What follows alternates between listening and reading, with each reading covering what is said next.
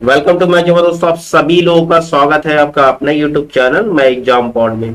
देखिए दोस्तों, आज के क्लास हमारा यूपी ट्रिपल से वीडियो का प्रैक्टिस सेट नंबर 3 होगा सामान्य ज्ञान का। ठीक है, इससे पहले 2 क्लास कंप्लीट हो चुका है। उन दोनों प्रैक्टिस सेट का लिंक जो आपको डिस्क्रिप्शन में मिल जाएंगे, वो आप प्ले लिस्ट में देख सकते हो। ठीक है, प्ले लिस्ट में जो है आपके बाकी क्लासेस भी मिल जाएंगे, जो आपके सिलेबस से रिलेटेड जितने टॉपिक है सारे टॉपिक से क्लासेस कंप्लीट है मैक्सिमम, तो आप उन क्लासों को भी देख सकते हो। चलिए, गुड इवनिंग सभी को, गुड इवनिंग। आप लोग शेयर कर दीजिए, मैक्सिमम लोगों को जोड़िए क्लास में, कुछ लोगों को जोड़ने की कोशिश करिए। ठीक है, प्रैक्टिस सेट नंबर 3 होगा इसका हमारा। तो चलिए स्टार्ट करते हैं क्लास का। आपका फर्स्ट क्वेश्चन देखिए, आज का आपका फर्स्ट कोर्स है सामान्य ज्ञान प्रैक्टिस सेट के। आपके पहला क्वेश्चन है आपके क्वेश्चन नंबर 101।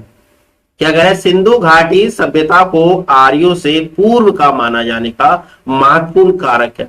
सिंधु घाटी सभ्यता को आर्यों से पूर्व का माने जाने का महत्वपूर्ण कारक क्या? लिपि है, नगर नियोजन है, तांबा है, या फिर मृत भांड है? बताइए। क्वेश्चन नंबर आपके 101 का आंसर क्या? आप सभी लोग जो है आंसर देते रहिएगा। ठीक है, कमेंट करते रहिए और क्लास के एंड में अपना स्कोर भी बताइए। ठीक है, तो बताइए क्वेश्चन नंबर 101 का आंसर क्या होगा? आपका आंसर होगा ऑप्शन नंबर डी। ठीक है, ऑप्शन नंबर डी जो है आपका करेक्ट आंसर होगा, मृद भंड। ठीक है, देखिए लाल मृद भंड की जो चित्र है, यही संरचना जो है सिंधु घाटी सभ्यता और आर्यों के काल का अंतर बताता है। ठीक है, चलिए नेक्स्ट क्वेश्चन देखते हैं। नेक्स्ट आपका क्वेश्चन नंबर 2। देखिए क्वेश्चन नंबर आपका 2 क्या है?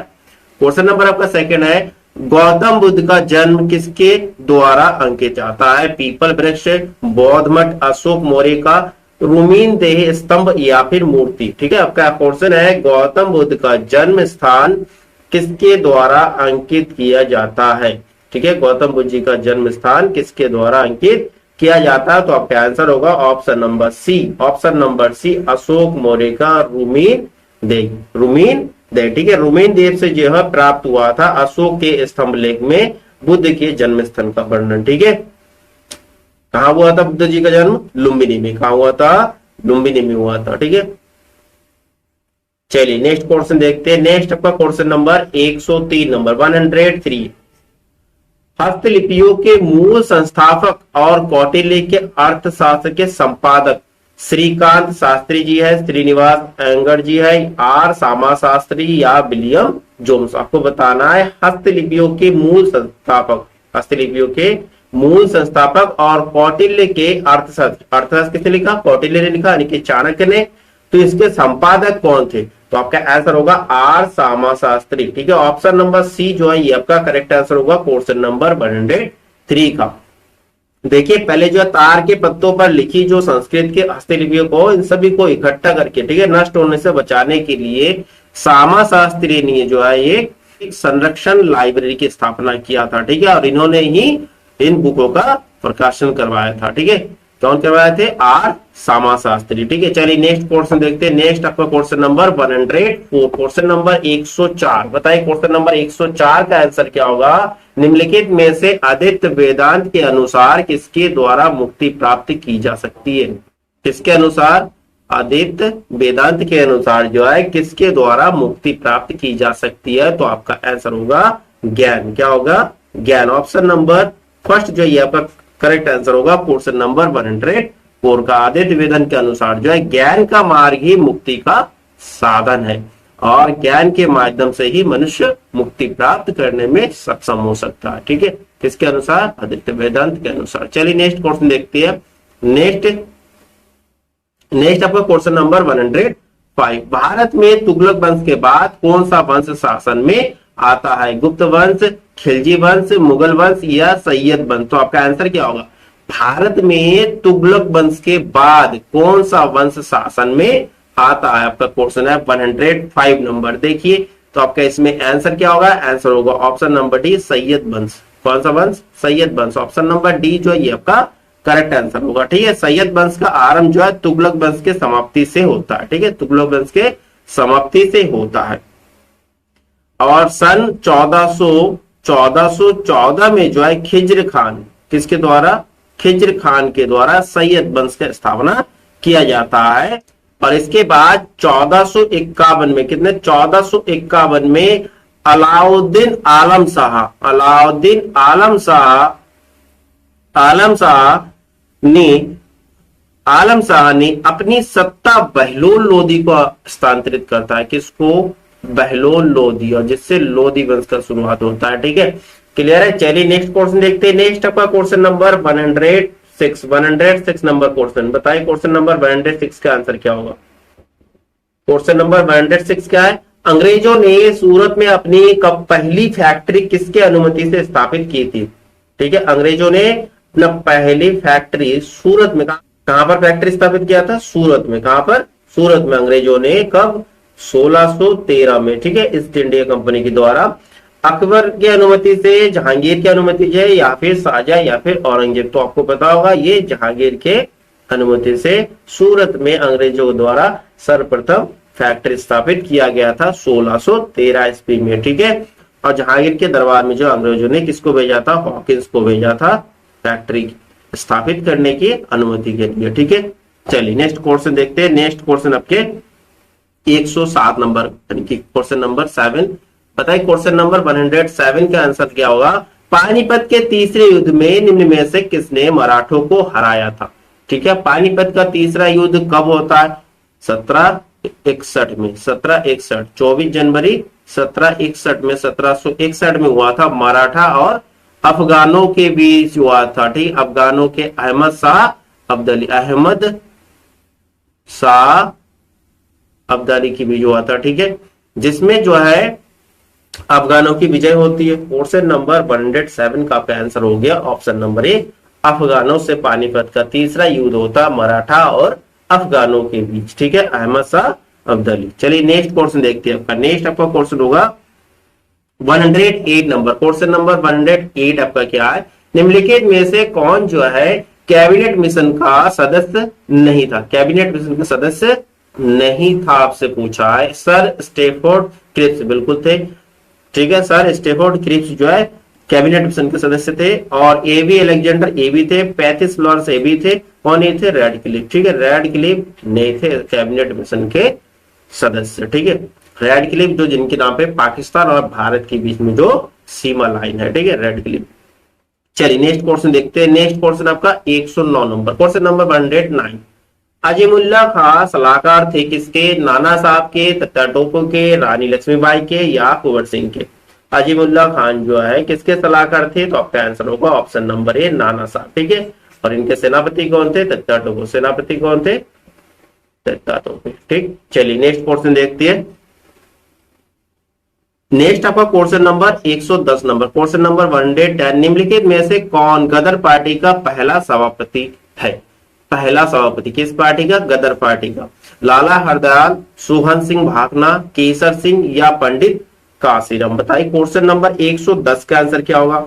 देखिए आपसे पूछा पहला सभापति कौन सा, तो इसमें आपका आंसर होगा सोहन सिंह भाकना। ठीक है, सोहन सिंह भाकना आपका करेक्ट आंसर होगा। देखिए Hindustan association of the Pacific coast, इस संस्था का स्थापना जो है लाला हरदयाल ने 1913 में किया था। कब किया था? 1913 में किया था। और इस संस्था ने गदर नामक अकबर निकाला था। ठीक है, किसने? 1913 में जो है लाला हरदयाल जी ने। ठीक है, और Hindustan association of the Pacific coast, इस संस्था का नाम बाद में बदलकर गदर पार्टी रखा गया, जिसका पहला सभापति जो है सोहन सिंह भाकना जी थे। ठीक है, अगर स्थापना की बात करते तो लाला हरदयाल जी होगा। ठीक है, चलिए नेक्स्ट क्वेश्चन देखते हैं। नेक्स्ट आपका क्वेश्चन नंबर 111 नंबर। उस खाद्य फसल का नाम बताइए जो भारत में सबसे अधिक उगाई जाती है। सबसे अधिक मात्रा में कौन सी फसल उगाई जाती है? गेहूं, ज्वार, मक्का, या फिर चावल? भारत में प्रथम नंबर पे क्या उगाई जाती है? चावल। आपका फर्स्ट नंबर होगा option number D, correct answer होगा। चावल जो है फर्स्ट नंबर में आता है। सेकंड नंबर पे आपका हो जाएगा गेहूं।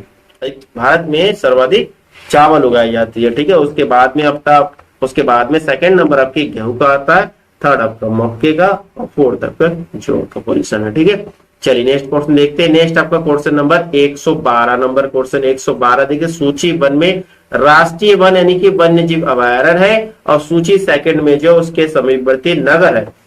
इसके साथ सुमेलित करना आपको सूचियों के नीचे दिए गए कोड का प्रयोग करते हुए। देखिए क्या देख रखा है, सबसे पहले देख रखा है चंद्रप्रभा। देखिए चंद्रप्रभा जीव अभयारण्य कहां पर है? चंद्रप्रभा जीव अभयारण्य वाराणसी में। ठीक है, तो ये आपका पहले वाले का 4 हो गया। ठीक है, ए का 4 हो गया।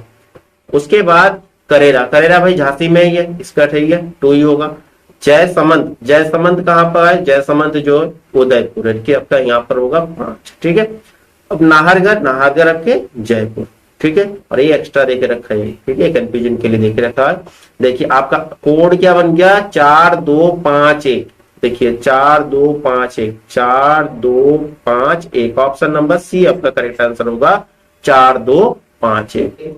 चलिए नेक्स्ट क्वेश्चन देखते हैं। नेक्स्ट आपका क्वेश्चन नंबर 113, 113 नंबर क्वेश्चन क्या है, थार पारकर प्रजाति जो है कहाँ पाई जाती है, जनजाति क्षेत्र, इनके ट्राइबल बेल्ट में, राजस्थान के सीमावर्ती क्षेत्र में, हाड़ौती क्षेत्र में, या तोरपती क्षेत्र में। तो आपका आंसर क्या होगा, देखिए थार पारकर प्रजाति जो एक गाय का प्रजाति है, ठीक है, तो ये जो है कहाँ पाया जाता है आपसे पूछा है क्वेश्चन नंबर 113। 113 का आंसर क्या होगा, कमेंट करिए दोस्तों, आप सभी लोग कमेंट करिए, कमेंट करते रहिएगा, ठीक है। क्लास में एक्टिव रहने की कोशिश करिएगा, ठीक है। आप डेली प्रैक्टिस सेट लगाएंगे और प्रैक्टिस सेट से क्लास लेंगे, यही प्रिपरेशन का भी बेस्ट मेथड है, और इसी वे पे चलिए तो आपका स्कोर अच्छा बनेंगे, ठीक है। तो बताइए क्वेश्चन नंबर 113 का आंसर क्या होगा, आंसर होगा आपके राजस्थान के सीमावर्ती क्षेत्र, ऑप्शन नंबर बी जो है ये आपका करेक्ट आंसर हो गया, ठीक है। थारपारकर गाय की प्रजाति जो राजस्थान के पश्चिमी सीमावर्ती क्षेत्र में पाई जाती है, ठीक है, पश्चिमी सीमावर्ती क्षेत्र में पाई जाती है। और इसके अतिरिक्त ये जो है गुजरात में भी पाया जाता है, गुजरात के कच्छ में भी पाई जाती है, ठीक है।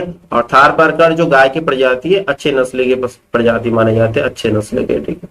चलिए नेक्स्ट क्वेश्चन देखते हैं। आपका नेक्स्ट हुआ क्वेश्चन नंबर 114। देखिए क्वेश्चन नंबर 114 क्या, निम्नलिखित में से किस एक को स्थलीय ग्रह कहते हैं, बुध, गुरु, शनि या फिर यूरेनस। स्थलीय ग्रह, ठीक है, जो सूर्य के सबसे निकटतम ग्रह उसको स्थलीय ग्रह कहा जाता है। आपके उसमें अधिक मात्रा में क्या पाया जाता है, अधिक मात्रा में के हाइड्रोजन, हीलियम और विभिन्न प्रकार के गैसेस होती है। ये स्थलीय ग्रह कौन सा होगा आपका, ऑप्शन नंबर फर्स्ट, ठीक है, जो सूर्य के सबसे निकटतम होगा, option number first correct answer होगा बुध, ठीक है, बुध ग्रह जो स्थलीय ग्रह है। चलिए नेक्स्ट क्वेश्चन देखते हैं। नेक्स्ट आपका क्वेश्चन नंबर 115। देखिए क्वेश्चन नंबर 115 ये भी काफी इंपॉर्टेंट क्वेश्चन है। स्विच नहर, स्विच नहर जो है जिनको जोड़ती है, ठीक है, स्विच नहर इनको जोड़ती है वे है काला सागर, लाल सागर को, काला सागर और भूमध्य सागर को, लाल सागर और भूमध्य सागर को, काला सागर और स्विच की खाड़ी को, ठीक है। तो आपका आंसर क्या होगा क्वेश्चन नंबर 115। चलिए कमेंट करिए क्वेश्चन नंबर 115 का आंसर क्या होगा। देखिए स्विच नहर जो विश्व की सबसे बड़ी नहर है, सिर्फ विश्व की सबसे बड़ी नहर है स्विच नहर, ठीक है। और ये जो है किनको जोड़ती है, तो आपका आंसर होगा लाल सागर से भूमध्य सागर, लाल सागर से भूमध्य सागर को जोड़ती है। क्वेश्चन नंबर आपके 115 का आंसर हो गया ऑप्शन नंबर सी।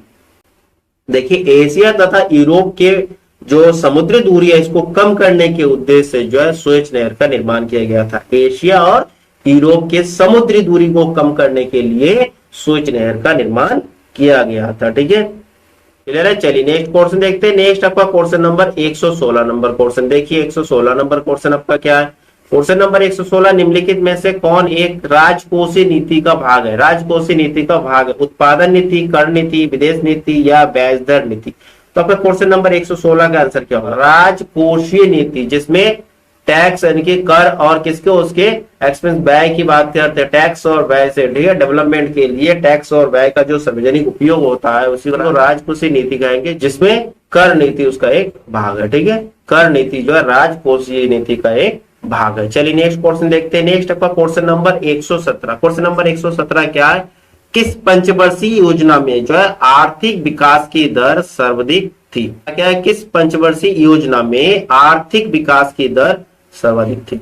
आर्थिक विकास की दर सर्वाधिक किसमें, पहली पंचवर्षीय योजना, छठी पंचवर्षीय योजना, 10वीं पंचवर्षीय योजना या फिर चौथी पंचवर्षीय योजना, ठीक है। तो आर्थिक विकास दर सबसे अधिक किसमें थी, 10वीं पंचवर्षीय योजना में था, ठीक है। ऑप्शन नंबर सी जो है इसमें आपका करेक्ट आंसर होगा। और 10वीं पंचवर्षीय योजना 2002 से 2007 तक चला, ठीक है, 2002 से 2007 तक। इस योजना का मुख्य लक्ष्य क्या था, गरीबी और बेरोजगारी समाप्त करना, गरीबी और बेरोजगारी समाप्त करना, ठीक है। मुख्य उद्देश्य क्या था, गरीबी और बेरोजगारी समाप्त करना 10वीं पंचवर्षीय योजना का मुख्य उद्देश्य था। और इसमें आर्थिक विकास दर का निर्धारण 8% रखा गया था। कितने, 8%। ठीक है, क्लियर है क्वेश्चन नंबर 117।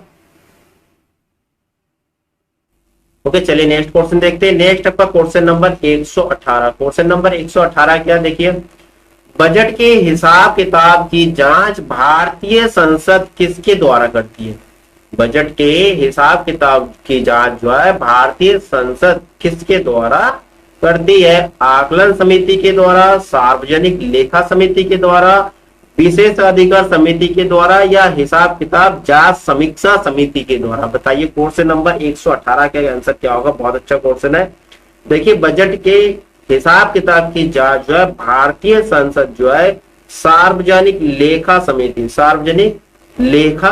के द्वारा करती है। ठीक है, सार्वजनिक लेखा समिति के द्वारा करती है। ठीक है, इस समिति का जो अध्यक्ष जो है, अध्यक्ष की बात करती है, समिति का अध्यक्ष जो है विपक्ष का नेता होता है। ठीक है, विपक्ष का नेता होता है, लेकिन कोई भी संविधानिक प्रावधान नहीं है कि विपक्ष का नेता होगा, दूसरा कोई सदस्य भी हो सकता है। इसमें जो है कुल 22 सदस्य होता है। ठीक, टोटल कितने? 22 सदस्य रखा जाता है, 22 सदस्य होते हैं। ठीक है, 15 सदस्य इसमें लोकसभा से लिया जाता है, 15 सदस्य लोकसभा से लिया जाता है, और 7 जो है राज्यसभा से लिया जाता है।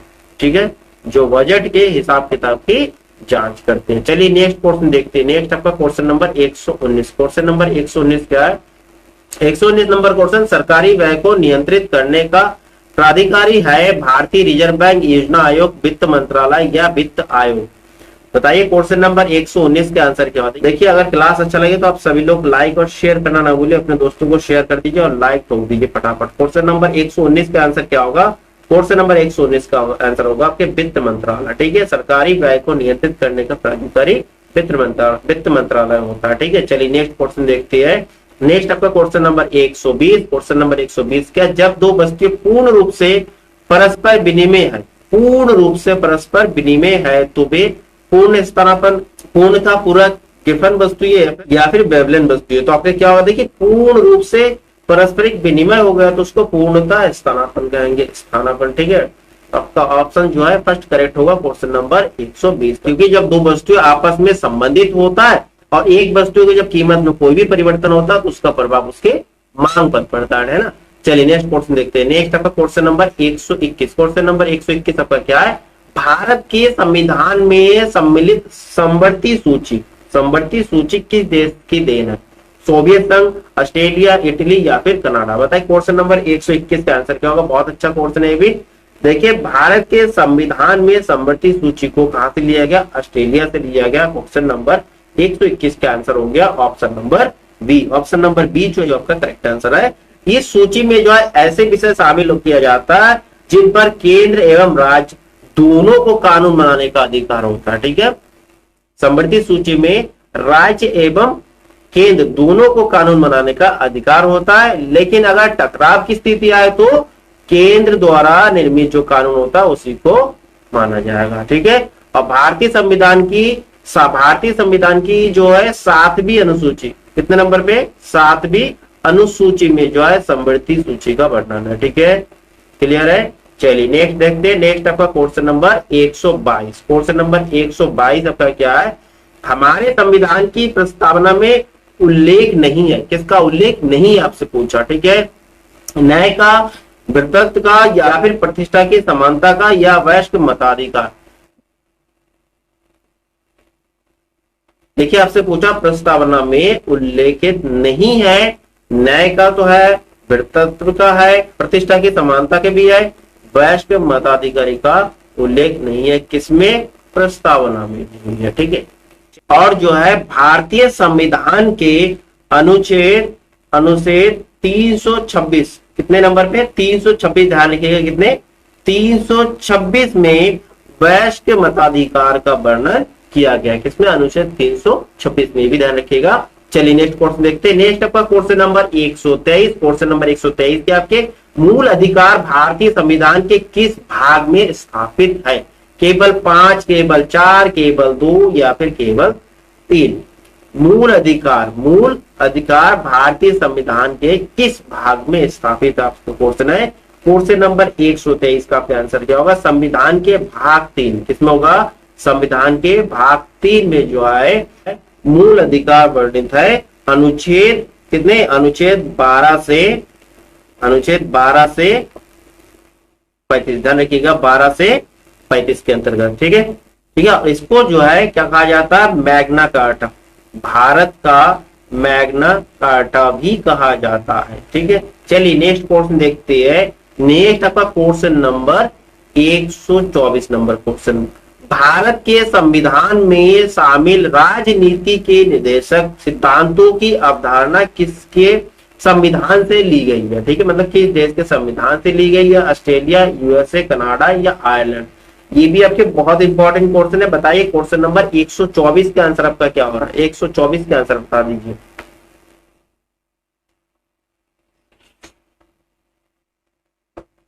देखिए मूल अधिकार भाग 3 में था, तो राजनीति निर्देशक भाग 4 में, किसमें, भाग 4 में।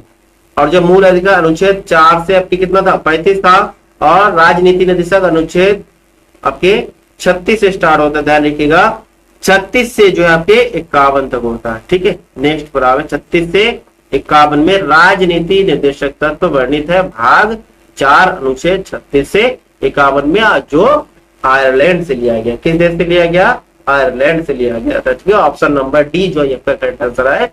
संविधान के राजनीति निर्देशक तत्व आयरलैंड संविधान से जोड़ा गया भारतीय संविधान में। चलिए नेक्स्ट क्वेश्चन देखते हैं। नेक्स्ट आपका क्वेश्चन नंबर 125, क्वेश्चन नंबर 125 क्या है, राष्ट्रपति को किस अनुच्छेद के अंतर्गत ये अधिकार प्राप्त है कि वह वित्तीय आपातकाल लागू कर दे। अनुच्छेद 352, 360, अनुच्छेद 356 या फिर 364। बताइए क्वेश्चन नंबर 125 का आंसर क्या होगा आपका।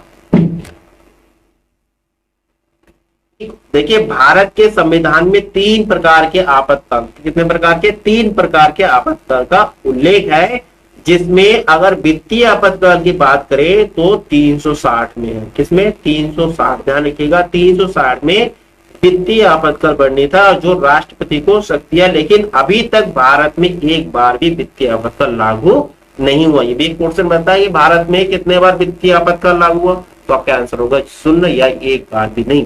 ठीक है, और राष्ट्रीय आपातकाल की बात करें, राष्ट्रीय आपातकाल आपके 352 राष्ट्रीय आपातकाल। ठीक है, राष्ट्रीय आपातकाल की बात करें तो आपका अनुच्छेद कितना होगा, अनुच्छेद 352। और 356 में जो है राष्ट्रपति शासन, क्या होता है, राष्ट्रपति शासन, यानी कि राज्य में आपातकाल। ठीक है, किसमें होता है, 356 में जो है आपके राष्ट्रपति शासन, और 352 में जो है राष्ट्रीय आपातकाल। ठीक है, राष्ट्रीय आपातकाल 352 में, और राज्य में आपातकाल यानी कि राष्ट्रपति शासन जो है 356 में, और 360 में जो आपके वित्तीय, किसमें, वित्तीय आपातकाल। ठीक है, ध्यान रखिएगा वित्तीय।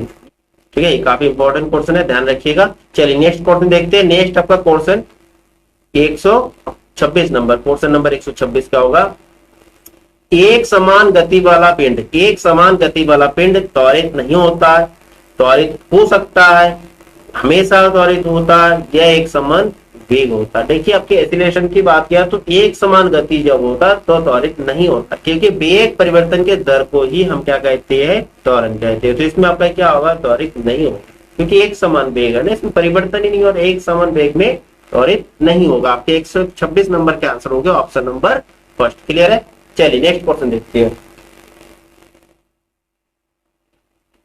नेक्स्ट आपका question number 127, question number 1 to 7, निम्नलिखित में से कौन जो है रासायनिक अभिक्रिया नहीं है। रासायनिक अभिक्रिया नहीं आपसे पूछा। रासायनिक अभिक्रिया क्या होता है, रासायनिक अभिक्रिया वे किसी पदार्थ को जो परिवर्तित स्थायी रूप से करता है, ठीक है, और वो पुनः मूल रूप में नहीं ला जा सकता, ठीक है। और जबकि भौतिक परिवर्तन जो स्थायी नहीं होता है, अस्थायी परिवर्तन होता है। जैसे कागज का जलना, ये रासायनिक हो गया ना, केमिकल, और केमिकल चेंज, भोजन का पकना, ये भी केमिकल चेंज है ना, केमिकल चेंज।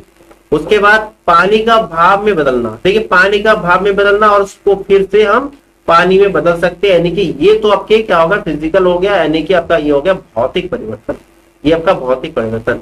कोयले का जलना, ये भी केमिकल हो गया, ठीक है। तो आपका पूछा कौन सा नहीं है रासायनिक, तो आपका भौतिक परिवर्तन वाला आंसर होगा ऑप्शन नंबर सी, जो आपका करेक्ट आंसर है क्वेश्चन नंबर 1 to 7। चलिए नेक्स्ट क्वेश्चन देखते हैं। नेक्स्ट आपका क्वेश्चन नंबर 128 नंबर क्वेश्चन देखिए, शीरे यानी कि मोलेसेस से अल्कोहल प्राप्त करने के लिए अपनाई जाने वाली विधि, आशवन, जल विघटन, किण्वन या उपचयन, ऑक्सीकरण जिसे बोल सकते हैं। तो आपके देखिए सीरीज जो है अल्कोहल, अल्कोहल किससे प्राप्त है भाई, किण्वन वाला मेथड होता है ना, तो ऑप्शन नंबर सी जो ये आपका करेक्ट आंसर होगा 128। ठीक है, किण्वन क्रिया के द्वारा जो है सीरीज से अल्कोहल प्राप्त किया जाता है। चलिए नेक्स्ट क्वेश्चन देखते हैं। नेक्स्ट आपका क्वेश्चन नंबर 129 नंबर क्वेश्चन देखिए, 129 नंबर क्वेश्चन क्या आपके, जीवाणु यानी कि बैक्टीरिया की वृद्धि किसके द्वारा मापी जाती है, रुधिर कोशिका मापी। देखिए एक तो क्वेश्चन इनने दे दिया रुधिर कोशिका यानी कि रुधिर की कोशिकाओं की माप जो किससे किया जाता है, हीमोसाइटोमीटर से। रुधिर की कोशिकाओं का माप किससे किया जाता है, हीमोसाइटोमीटर। ठीक है, ये तो आंसर नहीं होगा। नेक्स्ट आपके स्पेक्ट्रोमीटर, प्रकाश मापी, कैलोरी मापी, उष्मा मापी, ये भी बता दिया उष्मा मापी, और स्पेक्ट्रो वाला ये प्रकाश मापी। ठीक है, क्वेश्चन में ही आंसर रखिए, प्रकाश मापी, स्पेक्ट्रम प्रकाश मापी, कैलोरी वाला उष्मा मापी, और जीवाणु की वृद्धि क्या, तो आंसर होगा आपके वृद्धि मापी, यानी कि ऑप्शन नंबर डी जो है आपका करेक्ट आंसर होगा। वृद्धि की बात किया तो वृद्धि मापी। ठीक है, किसका, बैक्टीरिया की वृद्धि मापने के लिए वृद्धि मापी का प्रयोग किया जाता है। चलिए नेक्स्ट क्वेश्चन देखते हैं। नेक्स्ट आपका क्वेश्चन नंबर 130। क्वेश्चन नंबर 130 क्या है, यदि एक जीवाणु कोशिका प्रति 20 मिनट में विभाजित होता, प्रति 20 मिनटों में विभाजित होता है तो 2 घंटे में कितनी बैक्टीरिया बनेंगे, 16, 8, 64 या 4। देखिए प्रति 20 मिनट में विभाजित हो रहा है, 2 घंटा, 2 घंटा यानी कि 2 घंटे में आपके कितने मिनट हो रहा है, 2 घंटे यानी कि 120 मिनट, 120 मिनट। तो 20 करके आप देखोगे, 20 से इसको भाग दो, कितने 6 हो रहा है ना, 6 हो रहा है ना, 2 सिंह 20 करके आपका 6 होगा, 6 बार टुकड़ा होगा, यानी कि पहला जो है 1 से 2 बन गया, फिर इसमें से 2 बन गया, यहाँ पे कितना हो गया, 2 2 4 हो गया, फिर इसमें से कितना हो जाएगा, 8 हो जाएगा। तो आप ऐसे भी सॉल्व कर सकते हो। सबसे पहले 20 मिनट में कितना हो जाएगा, 2। ठीक है, उसके बाद 2 दूनी 4 हो जाएगा, फिर आपके 4 दूनी 8 हो जाएगा, फिर आपके 8 दूना 16 हो जाएगा, फिर आपके 16 दूना 32 हो जाएगा, फिर आपके 32 दूना 64 हो जाएगा। ठीक है, कितने 6 बार करना आपको, 1 2 3 4 5 6 होंगे। ठीक है, 1 2 3 4 5 6, 6 बार में आपके 64 हो जाएगा। आंसर होगा ऑप्शन नंबर सी जो ये आपका करेक्ट आंसर होगा 64। ठीक है,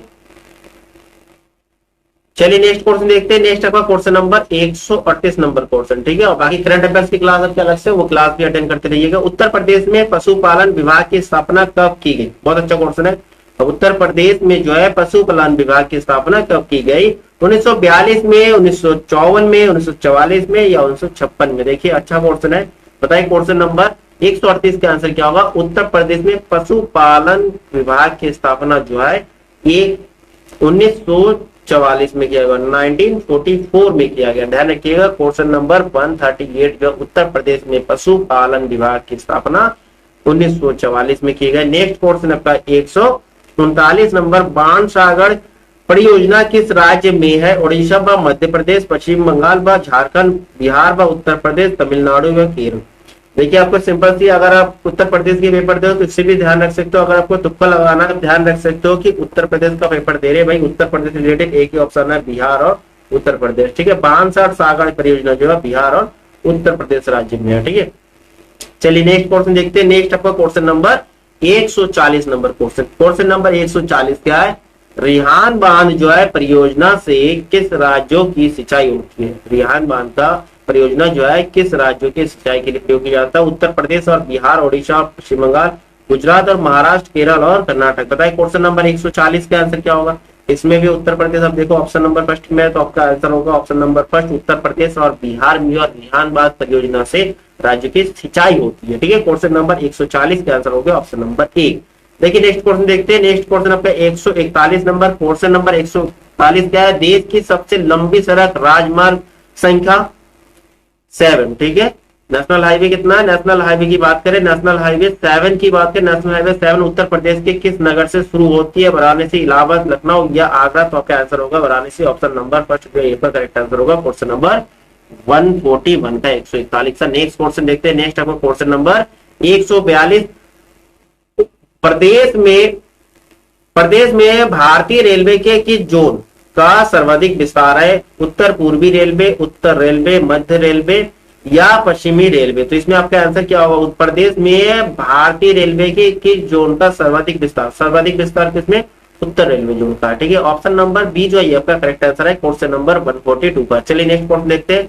नेक्स्ट आपका क्वेश्चन 143 नंबर, कंप्यूटर प्रोसेस द्वारा डैश इंफॉर्मेशन में परिवर्तित किया जाता है, नंबर, प्रोसेसर, इनपुट या डेटा।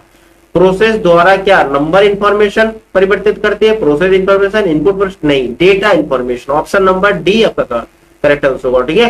कंप्यूटर प्रोसेस द्वारा डेटा इंफॉर्मेशन में परिवर्तित किया जाता है। चलिए नेक्स्ट क्वेश्चन देखते हैं। नेक्स्ट आपका क्वेश्चन नंबर 144, कंप्यूटर में अधिकांश प्रोसेसिंग किसके द्वारा होती है, मेमोरी, रैम, मदरबोर्ड या सीपीयू। सिंपल सा क्या होगा, ऑप्शन नंबर डी सीपीयू इनके सेंट्रल प्रोसेसिंग यूनिट। चलिए नेक्स्ट क्वेश्चन देखते हैं। नेक्स्ट आपका क्वेश्चन 145 नंबर, देखिए शब्द, आवाज, इमेजेस और ऐसे कार्य को अनुदित करना जिसे लोग सिस्टम यूनिट प्रोसेस वाले प्रारूप में समझ सकते हैं। सिस्टम यूनिट प्रोसेस करने वाले प्रारूप में जो है समझ सकते हैं, उसे डैश के रूप में जाना। किस रूप में जानते हैं, device, driver, device, readers, input devices या फिर आउटपुट डिवाइस। तो इसमें आपका आंसर होगा इनपुट डिवाइसेस, ठीक है, input devices. Option number C जो है करेक्ट आंसर होगा। चलिए नेक्स्ट क्वेश्चन देखते हैं। नेक्स्ट आपका क्वेश्चन 146 नंबर, डैश कंप्यूटर द्वारा प्रोड्यूस किया गया परिणाम है, डेटा, मेमोरी, आउटपुट, इनपुट। देखिए प्रोड्यूस हुआ, प्रोड्यूस हुआ तो आपका आंसर क्या होगा, आउटपुट होगा ना, ठीक है। प्रोड्यूस क्या होगा, आउटपुट। चलिए फिर नेक्स्ट क्वेश्चन देखते हैं। नेक्स्ट क्वेश्चन आपका 147 नंबर, किसी व्यवस्था के कंप्यूटरीकरण, ठीक है, कंप्यूटरीकरण में आवश्यकता होती है, कंप्यूटराइज आवश्यकता होती है, उसको करने में दृढ़ इच्छा शक्ति की, बिल्कुल सही है। संबंधित वित्तीय संसाधनों का, बिल्कुल वित्तीय संसाधनों का देख रहे हैं। जनशक्ति के प्रशिक्षण के लिए ये भी किया जाता है कंप्यूटर से। एक अत्याधुनिक संरचना होता है, ये बिल्कुल ये भी सही है। यानी कि आपका ऑप्शन कौन सा सही हो रहा है, नीचे दिए गए कोड में सही उत्तर का चयन कीजिए, फर्स्ट सेकंड सभी होगा, सभी चार ऑप्शन सही है। ऑप्शन नंबर टी जो ये आपका करेक्ट आंसर हो रहा है क्वेश्चन नंबर 147 का, सही है। चलिए नेक्स्ट क्वेश्चन देखते हैं। नेक्स्ट आपका क्वेश्चन नंबर 148, अंतरराष्ट्रीय स्वतंत्र प्रेस दिवस कब मनाया जाता है, 1 मई को, 3 मई को, 22 मई को या फिर 11 मई को। बताइए क्वेश्चन नंबर 148 का आंसर क्या होगा।